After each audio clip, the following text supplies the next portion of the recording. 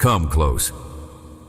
My child, you have been standing in a winter and calling it the end of your story. You have looked at the bare branch, the cold ground, the long silence, and you have wondered if anything green will ever return. But my word says in Song of Solomon 2:11-12, "For lo, the winter is past, the rain is over and gone, the flowers appear on the earth." Your winter is not forever. The season changed, but I did not. I stayed. And right now, as these words reach you, I want that ancient promise to settle over the part of your life that has gone quiet. Come closer than the cold has let you come. There is nothing you have to thaw on your own before you are allowed to be here. I am not waiting for you to feel hopeful before you draw near. I'm asking you to draw near while the ground still looks bare, while the branch still looks dead, while you are still doing the quiet math of everything that has not bloomed. You do not have to dress the field before you bring it to me. Bring it the way it is, frost and all. The honest winter is closer to me than the pretended spring. I have been with you through more seasons than you have counted. I was there in the harvest, you remember. The one where the table was full and the laughter came easy, and you did not have to work to believe that life was good. I was there in the long autumn after, when the color started leaving and you told yourself it was only a phase, that the warmth would circle back around, the way it always had. And I have been here in this barren-looking place too, in the part of the year of your life that nobody posts and nobody envies, the part where you keep going mostly out of habit because you have forgotten what else to do. The warmth changed, but I stayed. That is the first thing to settle in you before anything else moves. I see the particular shape of your cold, and I am not going to talk about it in general terms, because your winter is not general. It is specific, and you have been carrying the specifics alone. The single one of you who set the second place at the table out of old habit, and then quietly put the plate back before anyone could see. The parent who watched a child grow distant the way the light grows short in the late part of the year, a little less each day until the room felt darker, and you could not point to the exact moment it happened. The one of you who used to pray with a kind of certainty and now barely whispers, because somewhere along the line, hope started to feel like a thing that only sets you up to be let down again. I noticed the person who looks at the calendar and counts how many seasons this has gone on now, and feels something tighten in the chest at the number. There is the one who has stopped telling people how the waiting is going, because the answer never changes, and you got tired of the look on their faces. You used to have a whole life of plans, and now you mostly try to get through the week. None of that is small to me. None of it is invisible. I have not been reading your winter from across a field, the way someone glances at a forecast and moves on. I have been standing in it with you, close enough to feel exactly how long it has gone on, close enough to know the difference between the cold you complain about and the cold you have stopped mentioning. You have been brave in a way you have not given yourself any credit for. You kept showing up to a life that stopped giving back the way it used to. The lamp stayed lit in a house that went quiet, and you were the one who kept it burning. You set one foot down after the other on days when there was no warmth waiting at the end of them to make it worth it. That is not nothing. The world tends to celebrate the people standing in their obvious spring with their arms full of bloom, and it walks right past the ones who simply did not quit in the cold. I do not walk past them. I noticed every frozen first light you got up into anyway. I counted them. But listen carefully. Winter is not a verdict. Let me tell you what I have noticed about the way the cold tries to rewrite a person. It does not only freeze the field, it freezes the memory. After a long enough stretch, you begin to suspect that the harvest you remember was a fluke, that the warmth was borrowed, that the good seasons happened to other people who deserved them, and you were only allowed to visit. Winter is a liar that way. It convinces you that the cold is the truest thing about your life, and the warmth was the exception. So you brace. You stop expecting. You build your whole posture around the assumption that nothing good is really coming, because that way the cold can never surprise you again. I understand exactly why you learned to live like that. It was a way to survive a season that went on too long, but you do not have to live braced forever. The bracing was for the storm. The storm is not the last word, and there is a quieter cost you have been paying that you may not have named. When you decided the warmth was gone, you also, very slowly, stopped looking for it. You stopped scanning the horizon. You taught yourself not to hope, because hope had started to feel like a setup. And so even the small signs of the turn, the faint ones, the early ones, have been passing you by, because a person who has trained themselves to expect only winter will not notice the first warm wind, even when it touches their face. I want to retrain your eyes before this message is over. Not so you can manufacture a spring, but so you can recognize one when I bring it. Here is where the cold has been lying to you. You have picked up a weight in this waiting that was never meant for you to carry. You have started to believe that because the season changed, I changed. You have read the bare field as a verdict against you. You have looked at the closed gray sky and decided that it must mean I closed too, that my face turned away the same week the warmth did. And that is the part that is not true. And I love you too much to let you keep hauling it through one more cold week as though it were the truth. Where did that idea come from? Because it did not come from me. The picture of me you have been holding was painted in a hard season, by hands that meant well or did not.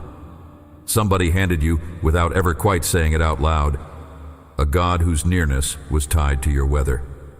A God who was pleased and present when things bloomed, and who stepped back, arms folded, when things froze, either to teach you a lesson or to wait until you somehow earned your way back into spring. The version of me you inherited comes and goes with your circumstances. He shows up when the harvest is good and disappears when the frost sets in. So now, when the cold comes, the very first thing you brace for is my absence.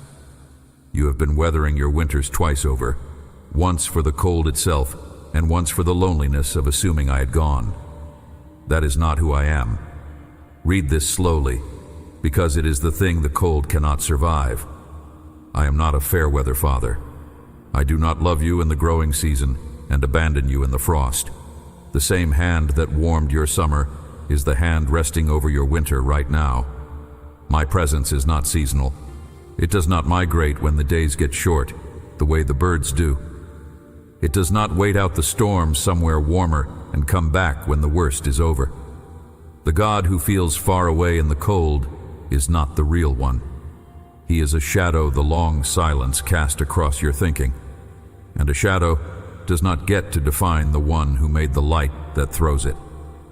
Hear the difference, because your peace lives inside it.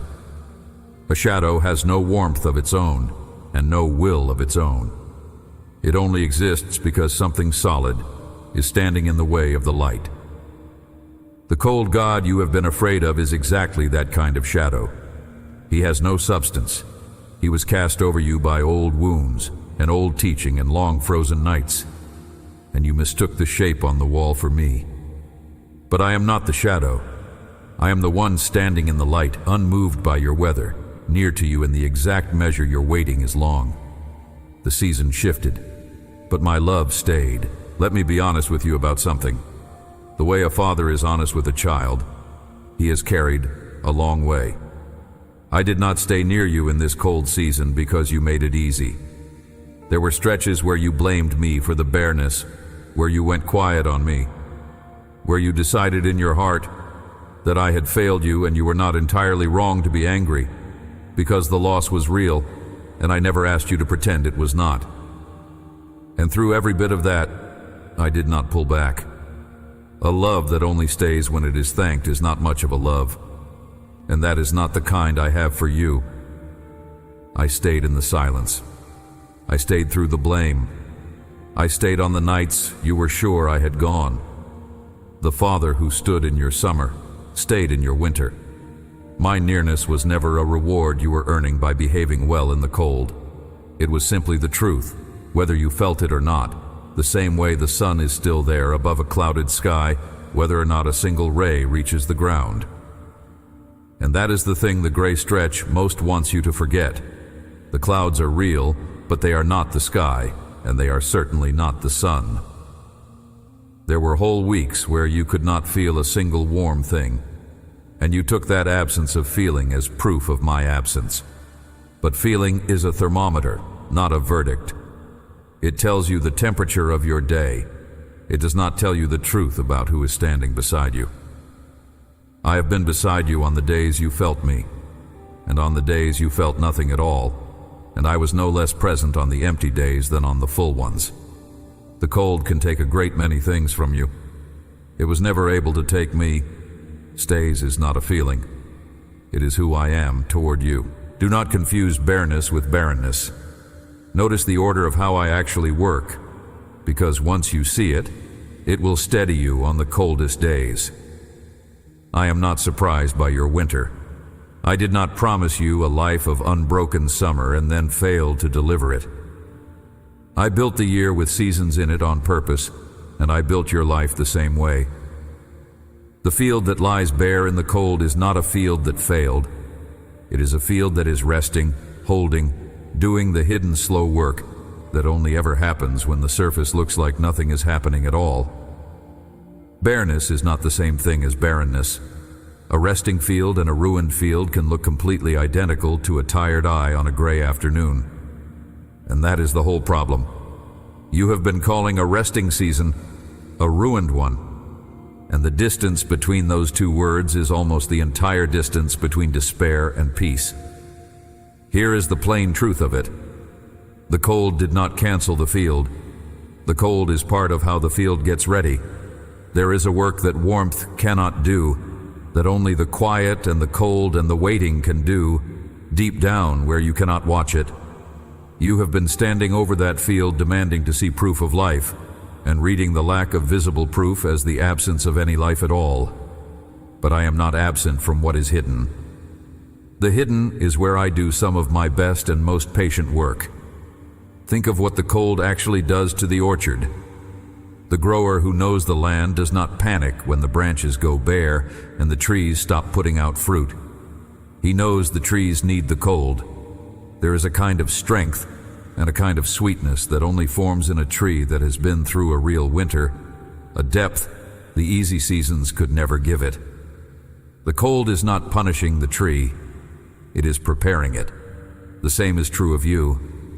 The depth you have now, the compassion you carry for other people in their own barren-looking places, the way you can sit with someone in their grief without flinching because you have known your own, none of that grew in your summer. It grew right here, in the part of your life that looks asleep. I have not been wasting your waiting. I have been forming something in it that warmth alone could never have made. A season has a boundary. A sentence does not. And that one difference changes everything about where you are standing. Rest your hand on your throat for a moment, gently, where your voice begins, where the words form before you ever speak them. Feel the small warmth of your own breath passing under your palm. Even now, in the part of you that feels frozen all the way over, something is still warm. Something is still moving. The cold never reached all the way down. It only got as far as the surface, the way it always does. Let your hand stay there a moment longer and feel the simple fact of it.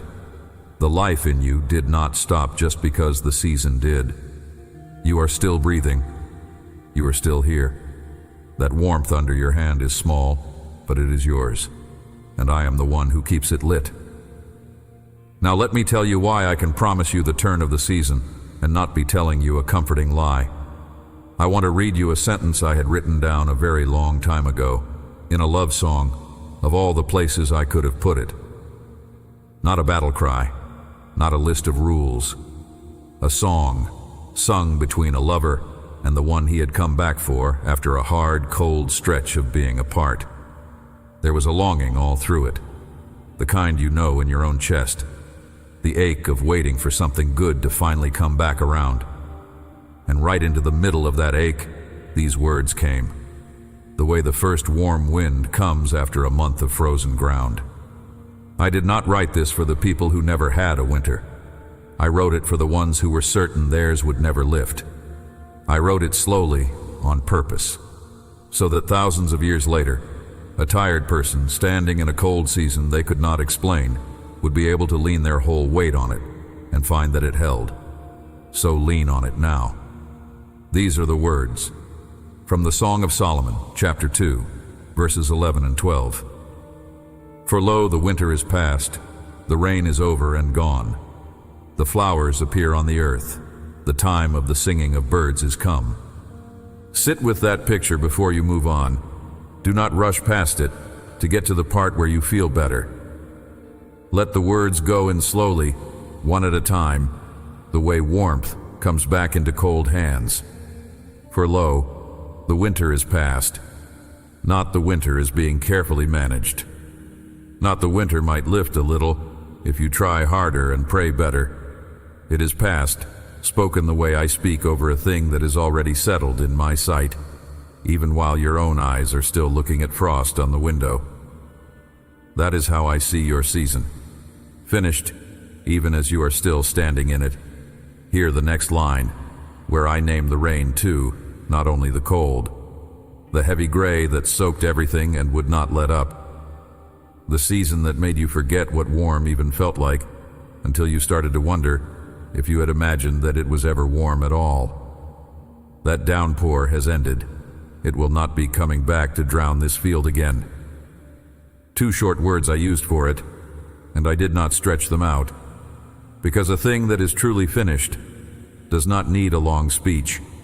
It just needs to be named as finished by the one who has the authority to say so.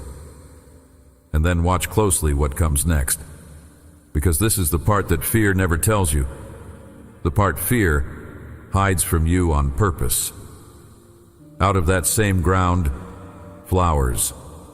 They do not push up through the soil because the earth strained and groaned and finally squeezed them out by force of will. They appear because the season turned, and when the season turns, the ground does what the ground was always going to do the moment the cold released its grip. Do you hear it? You've been trying to force flowers out of frozen ground by sheer effort.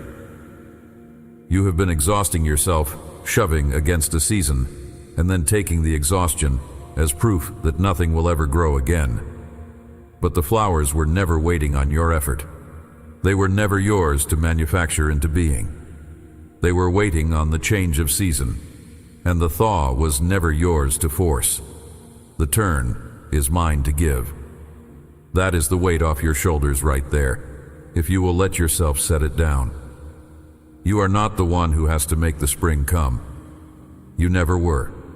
You could not make the first light arrive by staring hard at the horizon, and you cannot make the spring arrive by gripping the winter harder. Your striving was never what the field was waiting on. It was waiting on me, and I am not slow, and I am not stingy, and I have never once forgotten a single field I planted. The time of the singing of birds is come. The birds do not sing in order to make the spring arrive. They sing because it already has. Their song is not the cause of the season. It is the evidence of it. And one of the kindest things I want to do for you in the days ahead is to move you, gently, from straining to make the spring come, to simply noticing that it has already begun, and letting a song rise up in you that is the evidence of the turn and not the desperate effort to force it. I would so much rather hear you sing because spring is coming than watch you exhaust yourself trying to drag it here by hand. The thaw does not begin when you feel warm. It begins when I speak over the season. And this turning is as sure as the one thing you have never once seen fail, as sure as the dawn. Think about it. You have never in your whole life watched a night that simply did not end. You have never seen the dawn lose its appointment with the horizon because the dark argued hard enough that it should be allowed to stay. However long the night, the light has never missed. Not once. And I want you to put your hope in me with that exact same kind of trust, the unremarkable, certain trust you already place in the daybreak, without anyone ever having to ask you to. You do not lie awake genuinely afraid the sun will refuse to come up. That is the kind of trust I am inviting you into. I will come to you as surely as the day breaks. I will come to you like the spring rain that softens the hard winter ground and makes the whole long frozen field ready to receive. That kind of coming is not in question. It has never been in question. It is only ever a matter of the turning, and the turning is already underway. I once said, through one of my prophets to a worn-out people who were sure I had given up on them, that my going forth to them was as certain as the first light, and that I would come to them like the rain, like the latter rain that waters the earth before the harvest. I want you to hear that as said to you in your cold. Press on to know me. Keep walking toward me even when you cannot feel a thing, because my coming to you is not as fragile as your feelings about it. It is fixed, like the rising of the sun. The dawn does not consult the night about whether it is welcome. It simply comes on time, every time, with a faithfulness so reliable that you have stopped even being amazed by it. That is the faithfulness I am bringing to your winter. And notice that I name two kinds of coming, not one. The dawn and the rain. The first light is the proof that the dark was always temporary, but the rain, the latter rain, is the soft, soaking water that comes right before things ripen, the gentle finishing of a long season of growth you could not see. I am both of those to you. I am the light that ends the long night, and I am the quiet rain that finishes the hidden work and brings the field all the way to harvest. You will not have to strain to receive either one. The daybreak does not ask the field to climb up to meet it. The rain does not ask the ground to reach up and pull it down. They come. They simply come. And so will I. The Father who stayed is the proof the winter did not win. Look back now at what I said when we began. I told you that the winter you are standing in is not the end of your story, that the season is not the final verdict over your life. Here is why I could say that to you. Because I am the one who turns the seasons, and I have already spoken over your winter the very same word I spoke in that ancient song. It is past. Even while you feel the cold of it on your skin, it is passing. The frost on the branch in front of you is not the truth about the branch.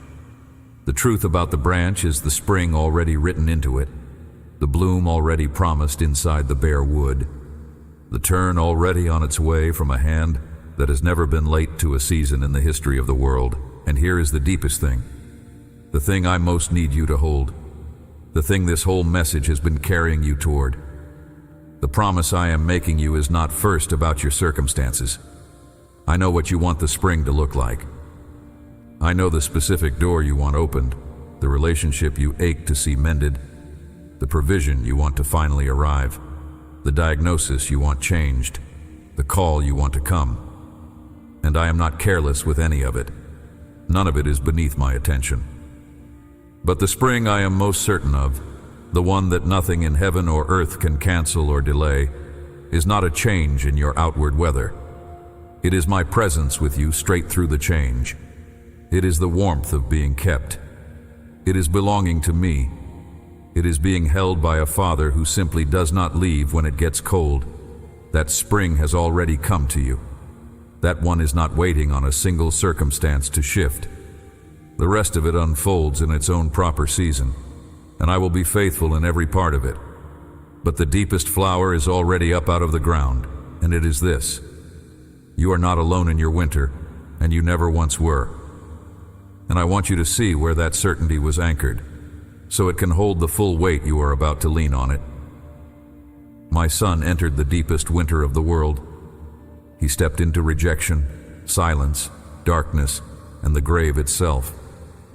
And even there, my love did not leave. The stone was rolled away not because the winter was imaginary, but because winter never had the final word over him. So it will not have the final word over you. The proof that your bare branch will bloom again is not a feeling you have to work up on a gray afternoon. It is a tomb that could not stay shut. The cold did its worst to my son, and the cold lost, and because it lost there, it is already lost over you. So here is something small you can carry with you, not as another task to perform, but as a quiet way through the rest of your week. When the cold thought comes, the one that says this will last forever, place one hand gently on your throat, feel the warmth of your own breath, and say, "The winter is past. He stays." You do not have to fight the thought with a whole sermon. You do not have to win a debate with it. You may not believe it the first time you say it. You may not feel a single degree warmer the 10th time. But somewhere around the 30th time, while you are doing something ordinary, you will notice that you said it without flinching. And then you will notice that you half believe it, and the season inside you will already have begun to turn while you were not even watching it happen. That is usually how the thaw comes. Quietly, from the inside, before the outside catches up. And here is one more thing you can do, even smaller than the first if you want it. There is an old line in my word that says there is a time for everything, a season for every purpose under heaven. Most people read it and feel only the weight of it, the part about there being a time to weep and a time to lose. But there is mercy buried in that sentence, and I would have you dig it out. If there is a time for everything, then your winter has a boundary. It has a beginning, and it has an end, because it is a season and not a sentence. A sentence has no expiration. A season always does. Your winter had a boundary. My presence did not. So the next time the cold tries to convince you that this is permanent, you can quietly remind it that it is only a time, and a time always passes into the next time, and the one who set the order of the seasons did not skip yours. He never has. He never will. Breathe in slowly through your nose, and then let the air back out through your mouth, even slower than it came in, the way the first warmth of a new season comes in slow and unhurried, and asks nothing of you but to receive it. You do not have to rush the thaw. You are not behind. You have not missed your spring by being slow to feel it. The spring does not arrive any faster for the anxious than it does for the peaceful. It arrives in its own time, and its time is mine, and I have never once in all of history been late to a single sunrise. I will not be late to yours. The winter is past. The frost does not get to keep you. The bare branch is not the final truth. The season changed, but I stayed. The warmth will return because I am faithful. Your winter is a season, not a sentence, and I am the Father who stays. Amen. If this devotional reached the place in you that has been bracing for the cold to last forever, leave the word "stays" in the comments so you remember the Father did not leave when the warmth did. There are 7 free letters waiting in the pinned comment above, one for each of the next 7 days. Take them. Share this with someone standing in their own long winter, and follow along so the next word reaches you. You were never meant to wait out the season alone.